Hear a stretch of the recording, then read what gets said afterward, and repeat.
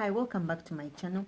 It's dedicated towards creating narcissistic abuse awareness, and more so from a biblical standpoint, and I'll also be discussing other general life issues. Narcissistic abuse is the embodiment of domestic violence. It manifests itself in different ways, and today I'm going to be talking about verbal abuse. My word is to counselors, especially marital counselors. This is a subject which has not been tackled, it has not been looked into. As I was looking out for notes and all that, asking a few people here and there, I also spoke to people who are planning on getting married, and amazingly they haven't talked about domestic violence. I encourage marital counselors to include this talk in their premarital counseling. Point out the different ways domestic violence manifests, such that in the event that their partners pretended not to be, and yet they're already in that, it will help them find a way out of it, other than just sitting on it and it's all about we shall pray about it. People have got weaknesses, all in regard to God will take care of it, while your one foot is in the grave. Narcissistic abuse is domestic violence. Narcissists are going to do whatever it takes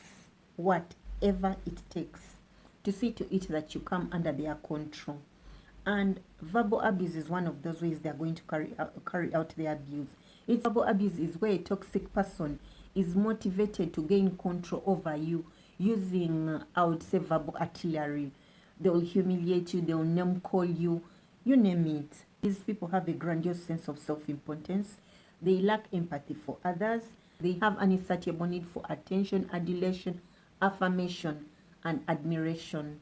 These people are going to do whatever it takes to see to it that the spotlight is on them. And so if they notice that you are not still secured as a target below them, remember you're always inferior to them, they are going to start the subtle jabs at you. And this is all to make you question your own identity, to make you question your own worthiness, to make you question who you are, your identity, literally. They notice you still have that strong energy, that strong personality you're bringing to the table. They're going to try and chip it away. They'll start breaking you slowly. It will be done in a very subtle way. It's benevolent in nature. You don't see it coming. It's more like you may be laughing and the person just says, "You're so stupid. That was a stupid comment," and then they smile, and you get this mixed reaction within you. You didn't like it, but at the same time they were smiling, so you're thinking, I think it was a joke, but somehow you're uncomfortable about it. However, you dismiss it or you rationalize it depending on the situation, but it always tags at you. And when you talk to the person about it, the person just tells you, "Come on, I was just joking. Can you take a joke? You're being so sensitive." They start gaslighting you at that point, and then you're thinking, I think I'm also being too sensitive. No, you're not. Those are the subtle steps. Those are the subtle steps they take towards chipping your identity, such that you do not think you are of worth, and in the end you come under their control. You hear scriptures such as, "Be kind and compassionate, forgiving one another just like Christ forgave you." So it's much easier for you to just let it slide because you don't want to cause a rift. You're the peacemaker. So you don't want to rattle any feathers at that point, and at that point you're thinking, I may be making a mountain out of this molehill, but you're not. The one thing people always forget is that narcissists lack empathy for others. They have empathy for themselves. I know it will be like, what? They'll always look out for themselves. Remember the omnipotent and perfect pseudo image they created. That one must be guarded at all costs, lest you expose the inner void that they fear to go to. The place I call the realm of the hungry ghosts. They fear that realm so much because they don't know what is there, but they just know it's so horrific that they don't want to get in there. So these people forget that because of their grandiose attitude and image they portray, these people are not afraid of anything. But they forget that arrogant display is actually a security that these people display. It takes one with insight about this issue to get it that these people are actually insecure. At least you'll think they are bold and confident. When an empath or a codependent portrays empathy, these people, for them, they don't look at it as empathy. They don't understand empathy because they are void of it. Frequency MRIs have been carried out, and they discovered the prefrontal lobe is actually much smaller in these people. The left anterior insular cortex is also literally void. It doesn't light up when scenarios that require empathy are displayed. It doesn't light up at all. So through these MRIs, there is confirmation that these people cannot exhibit empathy. And like I said, empathy comes from a place of love. So do not expect any reciprocity. You cause a narcissistic injury for them when you insist that you were hurt. For them, they will go off the handle because you are now trying to portray them as something less than what they obviously want you to project. There are some ways I wrote down that verbal abuse will manifest, and the very first one I'm going to talk about is blocking and directly declining to talk about the issue. There are different ways they'll do this, but that one is outright. I do not want to talk about it. Drop the subject. If you insist and turn rageful, you can be beaten for insisting on airing out what has hurt you. All relationships do have issues. However, healthy relationships give room for freedom of expression of what has happened. Unhealthy ones hate the fact that you must bring up the fact that they hurt you. They take it as an offense. You have no right to bring up the pain they have caused you. Still piggybacking off that, these people will introduce silent treatment. Don't confuse. Maybe you've had a heated discussion and you do not want to talk about it, and you tell your partner, "Give me some time. I want to cool off. Maybe an hour or some hours. Then we shall talk about this issue." I mean, these people intentionally, literally go cold turkey on you just to punish you, to make you feel less than, to make you feel left out, to make you think that you made a mistake to bring up an issue. You'll find that they'll ghost you. This is where someone just disappears for days or weeks without telling you where they have gone. They walk out, you call them, they are not picking. This is all another form of control, because if they are silent on you, before you know it, you'll find many times you're pleading and asking them to forgive you for nothing you did.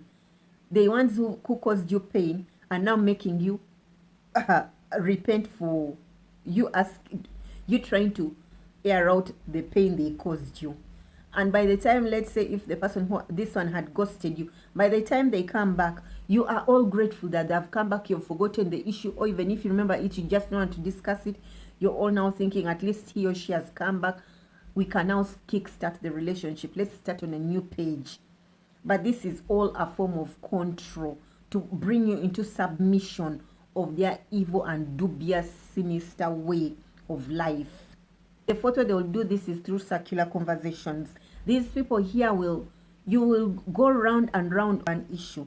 Maybe they left a cup at the table, and you came back from work, you were tired and all that. The person who left the cup at the table just shouts at you how you couldn't pick that cup and put it in the sink. And you're thinking, one, I've just arrived, I'm tired. Two, you are at that table right next to the cup. Why wouldn't you have taken it yourself? Oh, so now you're trying to be bossy. Is it because you're working? Now you think you're the head of this house here. And you're like, no, I just don't want to get in. You know what? I think because you're working. Now you think you're the boss. You think you're the boss. And you're like, come on. This has got nothing to do with me. The person is like, fine. After a few minutes, the person brings up the subject again. You couldn't even take the cup. Before you know it, the person is telling you are the one who left the cup. And you're like, hello? Ebu nilipata hiyo kikombe on the table. And it was you who had taken it. And the person is like, hell no. I don't like how you leave the place dirty. You know you've just had enough. And this circular conversation is usually meant to confuse you and exhaust you. So remember not to engage, disengage. Another thing they will do is being manipulative. This is a very sinister way of doing things. These people here will make you make a decision on their behalf without them asking you. I know it's like eyebrow raising. The thing is this, someone will start complaining how they lack maybe a particular toy. They really want this toy but they don't have it. They keep talking about it. You're eventually like, okay, you know what, let me just go and borrow money and I get it for you. No, you go and borrow money and you literally buy for these people the item, and they're telling you, no, you shouldn't have, and you're like, it's okay. When you think about it, you realize these people actually have pulled you into it. You're struggling, let's say, to pay back the loan you borrowed, and they start mocking you for having picked that loan to buy them this item. They didn't even ask you.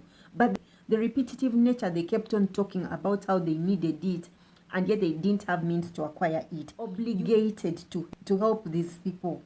This is another way they guilt trip if you're not careful. Another way they will do this is constant yelling and screaming.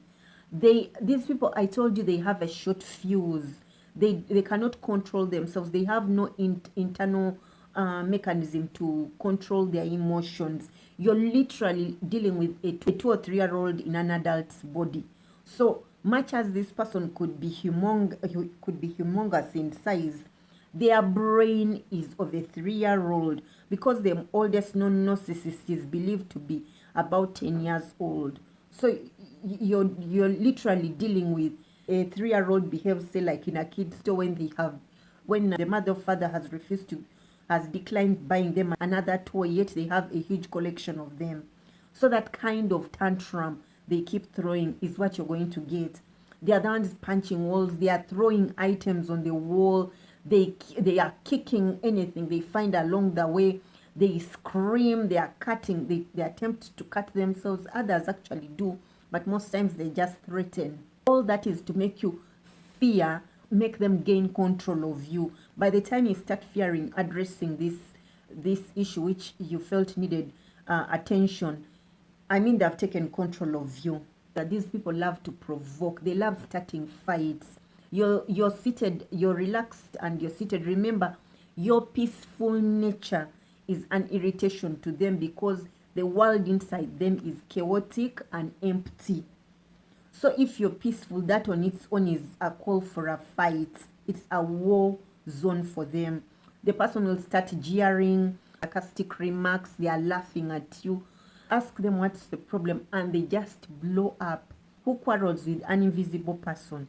Watch a narcissist. You'll be amazed. They always say it takes two to quarrel. A narcissist debunks it. These people, it takes one person to quarrel. You look around thinking there's something that is around that you can't see, but there's no one except them. Another thing these people are going to do is shaming you. They'll shame you about maybe a body part. They'll shame you about maybe your background. They'll try to belittle you. If you're intellectually way lower than them, they'll try to bring you down. And even if you're way higher than them, they'll always get someone who has a higher qualification than yours, such that they can compare you to them, so that you feel much smaller than them. So you're literally inferior. You can't do anything right. You can't be anything right. Ordering you around. I mean, they can tell you, can you bring me my meal? You bring, say, the meal. Remove my shoes when I get back from work. I expect you to serve me a drink. The commands are endless. They are endless, and it's like, is this a master-servant situation?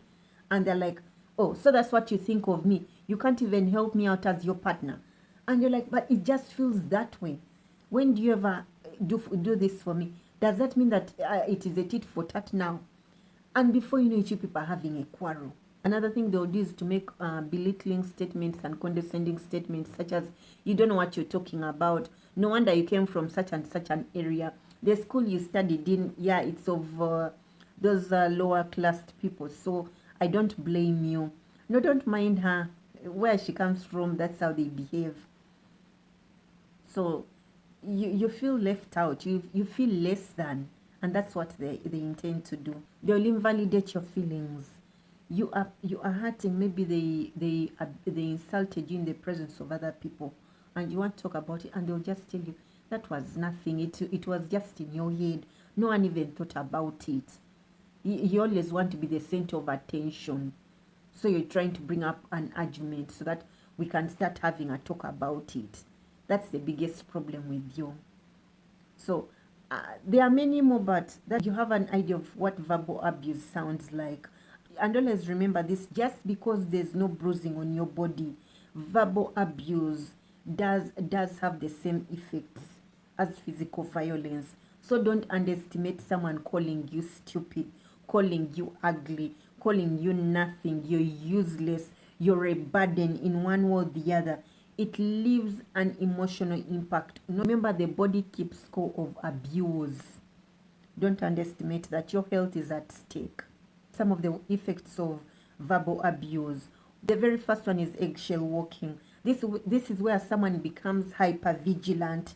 You do not want to raise a subject because you don't want to hurt the person. You are going to work yourself round the clock in order to please this person. You're cleaning the chairs, you're cleaning the bed, you're cleaning the kitchen. You can do it even 3 times over before they come in. You arrange things the way they want. All that is part of eggshell walking. There are some people who literally walk like they are walking on eggshells so that they may not make sound that the abuser hates. Because there are some, I've heard of stories where a person will tell you, I hate the sound of your footsteps. So these people have to do each and everything before the man of the house comes back, so that when he comes in, they literally don't make any sound. Food is already served, they are off to a particular corner. They sit and wait on the man of the home. So it takes a toll on one's mental health. Without knowing it, your brain is being rewired to expect constant danger. This is why one becomes not just hyper vigilant, they also now become hypersensitive. Any slight sound, someone is scared, the door opens, they are scared. They see a cloth that looks maybe like the abuser, they are literally scared to death. So it causes a mental issue. One develops post-traumatic stress disorder. This is where one experiences trauma once. However, if one remains in that constant situation, the brain keeps replaying it over and over, and it's not something that you're going to think it out. No, the brain is forming neural pathways each time you're exposed to that situation. So it's more like it's crooked, but with constant play of it, especially in that environment, it keeps straightening. Before you know it, it's a clear path, straight road that whether you're sleeping or awake, it is just playing out back and forth. And this is why you're drifting into complex post-traumatic stress disorder. This constant belittling of you and name calling, it starts chipping away at your self-esteem, your self-confidence. Before you know it, your self-worth is so beat up that you feel worthless. This is where someone also starts developing suicidal ideation. They really think they are useless. They are occupying space on earth. It is best for them to just take their lives. Another thing people develop here is substance abuse. There are many people who started out in relationships, even in life, they were not drinking, they were not smoking, they were not on drugs, but along the way they started taking it after going through this kind of abuse. You start believing that there's nothing right you can ever do in your life. You think each and everything is your fault. You're the problem in whichever situation. And the narcissists are not even going to apologize. They'll keep reminding you that you're actually the problem. You literally believe this fool who is trying to make you take blame for whatever issues they are having in their own lives. You develop stress and depression. And you're exhausted due to the mental gymnastics you have to overcome. And this depression has its other effects. You can barely get yourself out of bed. You're not doing anything in the house because your brain is beat up. Guess what? It's a confirmatory message from the narcissist to others how you are lazy. You can see how these people are the cause of an issue, then they go out and accuse you of being the cause of everything. Be very careful with these foolish people. The fool is one who says there's no God, and narcissists believe there's no God. They are God of themselves. One constantly apologizes. This is a huge red flag. This is one of the things that stands out about people who have been abused. They think they are the problem. They'll keep apologizing to the abuser. Forgive me if it was me who did it. Forgive me for everything I ever did. Forgive me for having hurt you in whichever way that I didn't recognize. They have literally lowered it to where they want. That is all about control. Abusers love to control. Control is not a godly attribute. Anything that wants to take charge of your life is evil. Abusers have a reign of terror where they are going to subject you into control. You'll start feeling gaslit. You question your own reality. You don't believe in your own self. You start questioning your gut feeling. You then rely on the abuser for decisions that you usually made before. The Bible says a man's spirit sustains him in times of sickness, but a crushed spirit, who can stand? Narcissists will lead you into that realm and then blame you for it. The tongue has the power of life and death. Those who love it will eat of its fruit. As you keep listening to this abuser, remember that whatever you tolerate, you're giving it permission to repeat itself. The abuser won't change. Abusers escalate. Your silence emboldens them, and your silence gives them even greater glory in it. I encourage you to seek help. Get a mental health counselor or therapist who understands narcissistic abuse or domestic violence. Do not underestimate their words. Do not try and justify their words, because out of the abundance of the heart, the mouth speaks. Don't be lied to that I was joking. No. You as an empath, you wouldn't joke that way. Don't be lied to that we think different. We are different people. Godly people have a nature of thought, just like ungodly people have a nature of thought.